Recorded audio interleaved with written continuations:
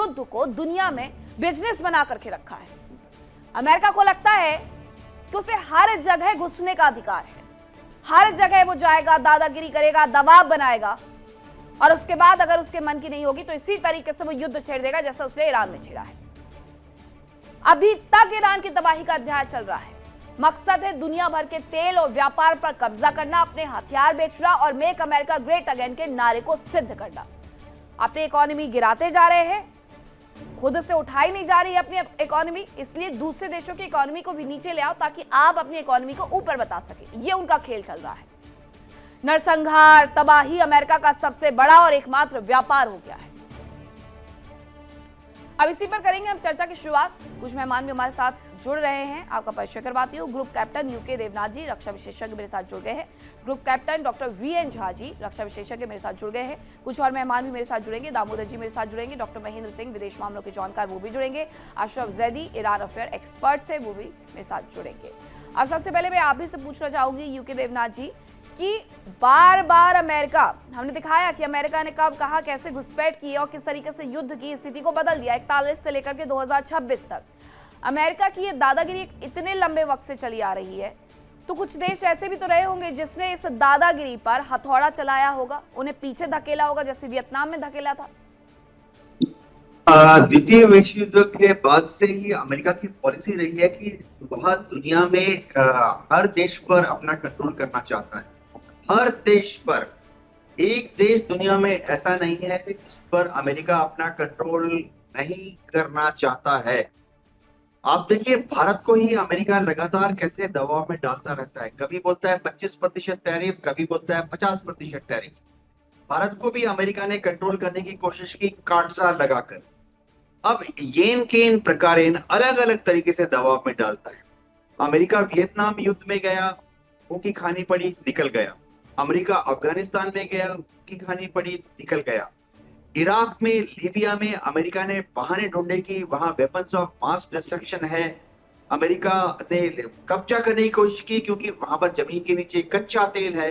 तो अमेरिका कुछ हद तक सक्सेसफुल हुआ, लेकिन इस प्रोसेस में पूरा इराक, पूरा लीबिया तबाह हो गया। इराक में तो कहां वेपन्स ऑफ मास डिस्ट्रक्शन मिले ही नहीं। लेटेस्ट केस जो मैं बताता हूं, आप देखिए ग्रीनलैंड का। ग्रीनलैंड में अमेरिका की नजर लग गई है क्योंकि वह सोच रहा है कि वहां पर जमीन के नीचे रेयर अर्थ मिनरल है। तो अब वह डेनमार्क से ग्रीनलैंड को छीन लेना चाहता है और अमेरिका ने पनामा कैनल पर अपना वर्चस्व कर दिया। अमेरिका वेनेजुएला में घुस गया ये बोल के कि ड्रग्स की तस्करी हो रही है। वेनेजुएला में ड्रग्स लॉर्ड्स हैं, ड्रग्स की फैक्ट्रियां हैं, वो अमेरिका को ड्रग्स बेच रहे हैं छुप छुप कर नावों के द्वारा। अब तो अमेरिका 2 महीने से वहां पर है, कहां एक भी ड्रग पकड़ा गया नहीं, एक भी ड्रग बनाने का कारखाना पकड़ा गया नहीं, एक भी वेनेजुएला में ड्रग लॉर्ड पकड़ा गया नहीं। तो ऐसे ही कुछ कार्रवाई वो ईरान के साथ कर रहा है। ईरान के लोगों की बदकिस्मती है कि उनके जमीन के अंदर, जमीन के नीचे कच्चा तेल और गैस है। अमेरिका को ईरान का कच्चा तेल और गैस चाहिए। मैं एक शब्द और बोलूंगा, आज समझिए अगर ईरान के रेगिस्तान के नीचे कच्चा तेल और गैस नहीं होता, जमीन के नीचे आलू उग रहे होते और जमीन के ऊपर बैंगन उग रहे होते, तो अमेरिका को कोई इंटरेस्ट नहीं होता ईरान पर। जी बिल्कुल सही बात कहा आपने कि यही अगर अमेरिका के अंदर बैगन या आलू उग रहे होते तो उन्हें कोई इंटरेस्ट नहीं होता। और हर बार ग्रुप कैप्टन डॉक्टर वीएन जी, हम ये देखते भी हैं कि अमेरिका उन्हीं देशों को निशाना बनाता है जहां उसे लगता है कि रेयर अर्थ मटेरियल है, या फिर उसके अलावा उन्हें लगता है कि तेल का रिजर्व है। तो ये मेक अमेरिका ग्रेट अगेन तो दुनिया भर पर भारी पड़ गया है। अब खबर ये भी है कि मिलिशिया के साथ मीटिंग की जा रही है अमेरिका की तरफ से। एक तरफ मिलिशिया ये कह रहा है कि वो ईरान के साथ खड़ा हुआ है, लेकिन ये तो फिर जैसे अमेरिकी घोषित कर देते आतंकी उसी के साथ जाकर के खड़े भी हो जाते हैं और ये अपने आप को सही साबित करने के लिए किसी भी आतंकी संगठन को उठा देंगे और उसके बाद फिर वही इनके लिए सबसे बड़ा दर्द बन जाते हैं। मिलिशिया के साथ भी हाथ मिला रहा है अमेरिका, ऐसी खबरें में है। मीनाक्षी, आपने अपने इंट्रोडक्शन में ऑलरेडी अमेरिका के आधे कपड़े तो उतार दिए हैं और आधे उतारने की मैं कोशिश करता हूँ। देखिए, आज के दिन में कानाफूसी और दबे स्वर में लोग ये भी बोल रहे हैं कि आखिर यूनाइटेड स्टेट्स को एज ए नेशन और ट्रंप को टेररिस्ट घोषित क्यों नहीं किया जाए। बिल्कुल चल रही है। क्योंकि इन्होंने जो अभी काम कर रहे हैं और पहले भी जो काम किया है, जिसका आपने लंबा इंट्रोडक्शन दिया हुआ है, Haiti, Bosnia, Somalia, Panama, Bolivia, Chile, Libya, Vietnam, Afghanistan, blah blah blah blah, ये टेररिज्म से कुछ अलग नहीं है, ये इंटरनेशनल टेररिज्म है। और जब से ट्रम्प 2 आया हुआ है, क्या क्या इसने टेरर नहीं किया हुआ, पूरे विश्व में ये ट्रेड वॉर, ट्रेड टेरर, ये इसने शुरू किया हुआ है। उसने कहा अब कनाडा को हम ले लेंगे, इसने कहा हम ग्रीनलैंड ले लेंगे, अब वेनेजुएला को ऑलरेडी ले लिया हुआ, अब बात चल रही है कि वो क्यूबा को भी वो ले लेंगे, कोलंबिया को बिल्कुल। थ्रेट दी हुई है। ये सारी चीजें क्या हैं? ये तो टेरर हैं। अब ट्रंप ने तो वेनेजुएला के स्टेट हेडक्वार्टर ये कर लिया, कैप्चर कर लिया या अगवा कर लिया। ट्रंप अकेला नहीं है इस टेरर में, ट्रंप का सबसे बड़ा एलाय कौन है? पाकिस्तान। आज के दिन में विश्व में कहीं कोई टेररिस्ट की घटना होती है तो उसका एक तार आके पाकिस्तान से जुड़ता है। आज के दिन में न्यूक्लियर स्टेट में से पाकिस्तान एक ऐसा अकेला न्यूक्लियर स्टेट है जिसकी फर्स्ट यूज पॉलिसी है न्यूक्लियर आर्सेनल की। तो ये तो टेररिज्म में हुआ ना। आपने देखा होगा जब पाकिस्तान में खाने के लाड़े पड़ रहे थे तो वहाँ के मुल्ला, वहाँ के मौलवी पाकिस्तानी सरकार को नसीहत दे रहे थे कि आप एक हाथ में न्यूक्लियर बम रखो, दूसरे हाथ में कुरान रखो, पूरे विश्व को डरा दो, जला दो। ये सब तो हुआ है ना। तो जब ट्रंप वहां पे खड़े हैं तो ट्रंप को टेररिस्ट क्यों नहीं घोषित किया जाए, अमेरिका को टेररिस्ट क्यों नहीं घोषित किया जाए, और नेक्स्ट अमेरिकी विजिट में, नेक्स्ट ट्रंप के विजिट में ट्रंप को कैप्चर करके क्यों नहीं इंटरनेशनल कोर्ट ऑफ जस्टिस में पेश किया जाए। बिल्कुल, वहां ये तक सब घसीटना चाहिए, बहुत ये सब जरूरी हो बातें गया है। हाँ, ये ठीक है सब सर, बातें हो कंप्लीट रही करें। हैं। हाँ ठीक है। हाँ। लेकिन अब आते हैं जहां पे ईरान की बात है। ईरान भी किसी से कम नहीं है। आज के दिन में कोई ऐसा देश नहीं है, चाहे इस्लामिक देश ही ले लीजिए, जिन्होंने इस तरह के मिलिशिया खड़े किए हुए हैं जो कि टेररिस्ट का काम करता है। उसने हमास खड़ा किया हुआ है। हमास ने इसराइल में जाके क्या किया? तो गाजा में जितनी मार पड़ी है वो कम है, क्योंकि आज के दिन में इतना मार खाने के बाद भी गाजा अपने एडमिनिस्ट्रेशन में हमास को रखा हुआ है। तो बताइए इसमें बुरा क्या है कि गाजा को मार पड़ी है? ऑफ कोर्स जितने लाइफ वहां पे लॉस्ट हुए हैं, हम सबों को तकलीफ है उसके लिए, लेकिन काम तो वैसे कर रहा है। हिजबुल्लाह क्या कर रहा है आज के दिन में? हिजबुल्लाह टेररिस्ट ऑर्गेनाइजेशन है और वो अपनी जो जड़ें वो बिठा रहा है।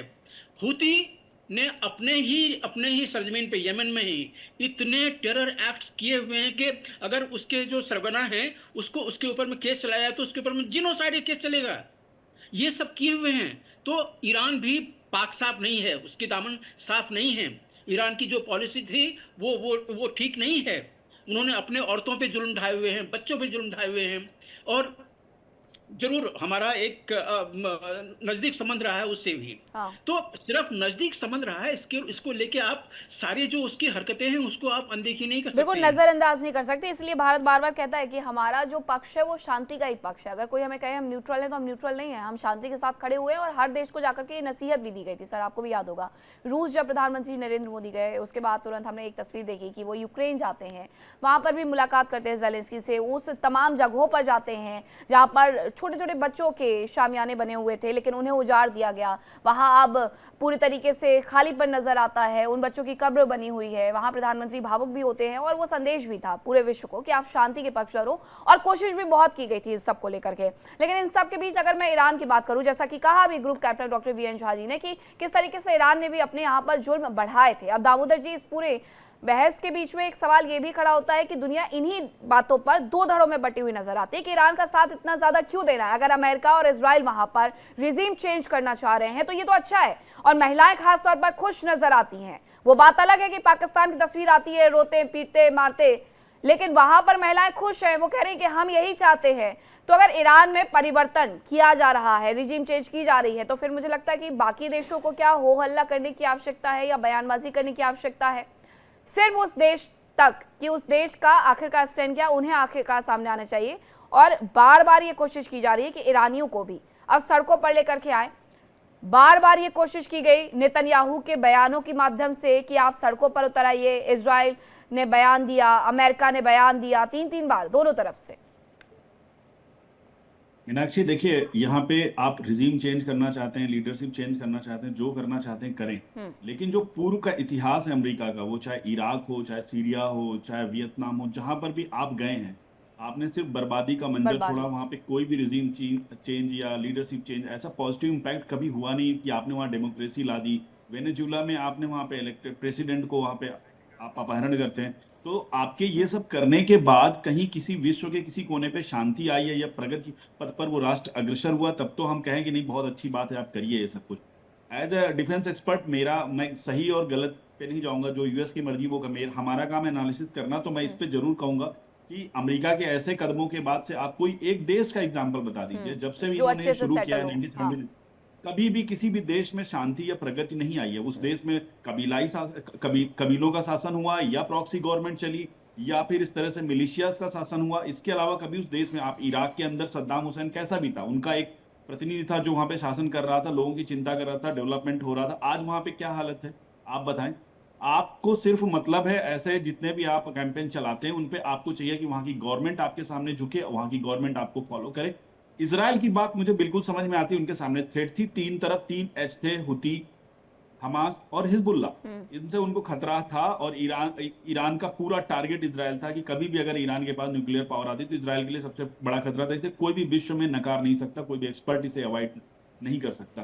पर अमेरिका की जब बात आती है तो मुझे इनका जो गोल होता है, इनका जो उद्देश्य होता है, उस पर हमेशा संदेह नजर आता है। पूरी हिस्ट्री इस बात की गवाह है कि जब भी आपने किसी भी देश में कैंपेन चलाए, अफगानिस्तान से आप अपना फेस सेविंग करके निकल जाते हैं, आपने सीरिया के अंदर पूरा कोहराम मचा दिया, क्या किया उसके बाद में, कोई एक एग्जाम्पल आप देंगे?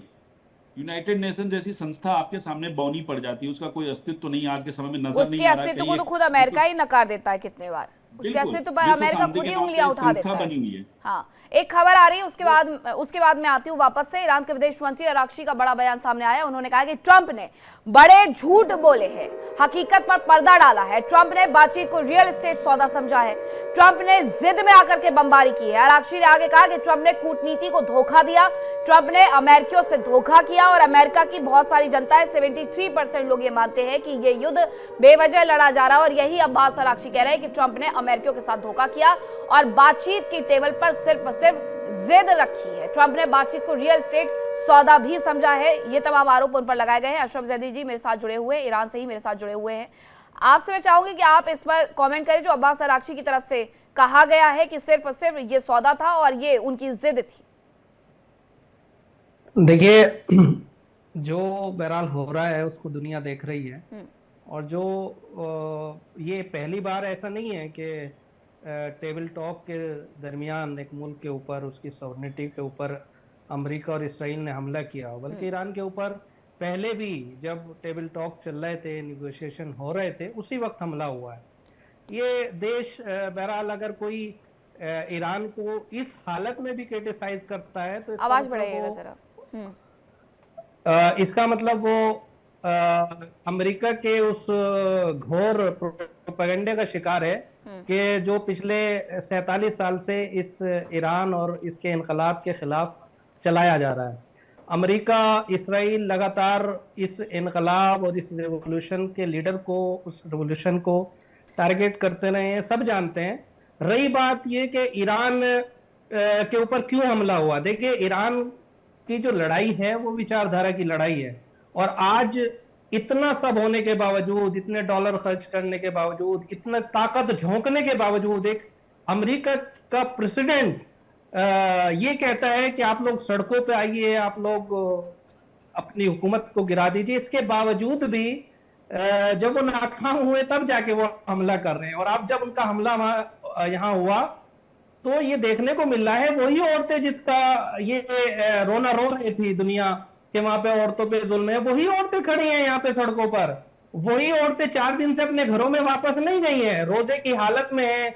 वही बच्चे हैं, वही औरतें हैं, वही लोग हैं कि जिन्होंने सड़कों को भरा हुआ है ताकि अमेरिका के को ये पैगाम दिया जा सके कि हम आज भी अपनी हुकूमत के साथ खड़े हैं, अपने निजाम के साथ खड़े हैं और अमेरिका की गुंडागर्दी के खिलाफ खड़े हैं, चाहे हम मर जाएं। लेकिन बम्बारमेंट है ईरान के हर शहर में, बिलखुसूस तेहरान के ऊपर रात दिन अमेरिका बमबारी कर रहा है, तब भी ये लोग अपने घरों में वापस नहीं जा रही है। क्या दिखाता है? ये उनकी निडरता दिखाते हैं। वो अपने रहबर के साथ थे, आज भी अपने सिस्टम के साथ हैं, और मुझे नहीं लगता कि अमेरिका और इसराइल की गुंडागर्दी जिस तरह वो दूसरे ममालिक में करते आए हैं, ईरान में हो पाएगी। लेकिन बिल्कुल अशरफ जैदी जी, क्योंकि हम सड़कों पर जो लोग उतरे हुए हैं उसके वीडियोस भी लगातार दिखा भी रहे हैं कि इजराइल की तरफ से नेतन्याहू बार बार ये अपील कर रहे हैं कि लोग सड़कों पर खिलाफ में उतरे, लेकिन फिर भी अभी लोग साथ में उतरे हुए हैं। अमेरिका भी यही अपील कर रहा है कि खिलाफ उतरे, लेकिन फिर भी साथ में ये सभी उतरे हुए हैं। मैं आपको मैडम ये बता देना चाहता हूँ, अपनी छोटी सी बात एक और कह देना चाहता हूँ। देखिए, ये जो प्रोपेगेंडा है ईरान के खिलाफ, जिसके शिकार हमारे पैनलिस्ट भी हो रहे हैं, यहाँ बैठे बुजुर्ग हैं, लेकिन मुझे कहना पड़ रहा है कि ये लोग उस वेस्टर्न मीडिया के प्रोपेगेंडे का शिकार हैं कि ईरान ने अपनी औरतों को मारा है, उनके ऊपर हिजाब थोपा है। नहीं, ऐसा कोई शिकार नहीं है। देखिए, आज मीडिया कुछ भी दिखा ले, अशरफ जैदी जी जरा ये समझिए, मीडिया कुछ भी दिखा ले, वेस्टर्न मीडिया हो या फिर अगर आप इंडियन मीडिया पर भी सवाल उठाएंगे। मुझे एक बात बताइए, अशरफ जी, सोशल मीडिया तो सब कुछ आजकल बयां कर देता है, बखान कर देता है। वहां से जो वीडियोज आए थे, फिर क्या वजह रही कि लोग सिगरेट से पोस्टर जलाते हुए नजर आते हैं, लोग पिटते हुए नजर आते हैं, लोगों को फांसी होनी है वो खबरें सामने आती है। ये तो सोशल मीडिया के हवाले से बहुत सारी चीजें आ जाती है ना सामने। ये बहुत जो आप पैनल के साथ बैठे हुए हैं, मैं समझती हूँ कि आप ईरान में रह रहे हैं, ईरान में आपको दर्द होगा। मैं समझती हूँ कि आपकी सरकार के साथ जो हुआ उसके साथ दुनिया कहीं नहीं खड़ी हुई है। भारत सरकार की तरफ से इस पर अभी तक कोई बयान इसीलिए नहीं आया है। लेकिन आप भी ये जरा समझिए कि ये सभी उस पूरे इंटरनेशनल स्टडी को किए हुए हैं। और आज ईरान की बात नहीं हो रही कि 2025 में या 26 में उसने किया, 1979 से लेकर के अब तक की वो बात कर रहे हैं। अशरफ जी, मैं वापस आऊंगी, अभी आपको रोक रही हूँ। महेंद्र जी से मेरा ये सवाल रहेगा कि ईरान की तरफ से जो बार बार हमले किए जा रहे हैं, जगह जगह पर किए जा रहे हैं मिडिल ईस्ट में, अशरफ जी जरा सा इंतजार करिए प्लीज। महेंद्र जी, अभी जो हम हर जगह देख रहे हैं तस्वीरें कि हर देश में निशाना बनाया जा रहा है। अभी तक ये कहा जा रहा था जो नेवल बेसेस है उनको निशाना बना रहे हैं, फिर उसके बाद तस्वीरें आती है दूतावास को निशाना बना रहे हैं। अब तस्वीरें आ रही कि ईरान ने दुबई के पाम जुमेरा होटल पर हमला किया है, और ये वीडियो भी एक सोशल मीडिया इन्फ्लुएंसर की तरफ से साझा किया गया है, जिसमें उन्होंने बताया कि किस तरीके से हम पूरी तरीके से शरण लेने के लिए मजबूर हो गए हैं कार की जो पार्किंग होती है, बेसमेंट पार्किंग, वहां पर। तो ये दुबई को निशाना बनाना, ओमान को निशाना बनाना, वो तो मध्यस्थता करवा रहा था। ये मिडिल ईस्ट में जो समीकरण ईरान बिगाड़ रहा है, वो आगे आने वाले वक्त में वो सुधार पाएंगे। देखिए इंडिया डेली 24/7 अब आपकी स्मार्ट टीवी पर। इंडिया डेली मौजूद है सभी डिजिटल प्लेटफॉर्म पर लाइव और लगातार। इंडिया डेली 24/7 हर दिन राष्ट्र को समर्पित।